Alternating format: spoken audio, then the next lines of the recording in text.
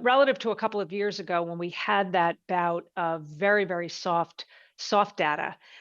in part driven by 2022 spike in inflation and then what that led to, which was the most aggressive tightening cycle by the Fed in more than 40 years. That caused a huge compression in the soft data that ultimately wasn't met by a catch down in the hard data. I think the conditions right now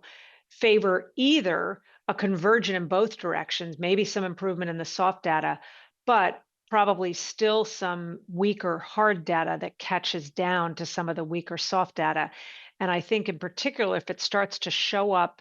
in a more acute fashion in the labor market data, and we've seen it in some early indicator metrics like the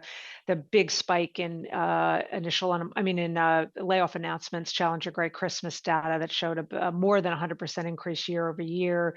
So I think if we were to see further weakening in the hard data associated with the labor market, then I think that would filter into some of the hard consumption data, because I think what's really kept this economy in decent shape and kept the consumption part of our economy in decent shape has been not just strength in the labor market, but perceived strength on a forward-looking basis in the labor market. So that's why I think all the labor market data, not just Friday's big jobs report, is so crucial right now to assessing the landscape for the broader hard data of the economy.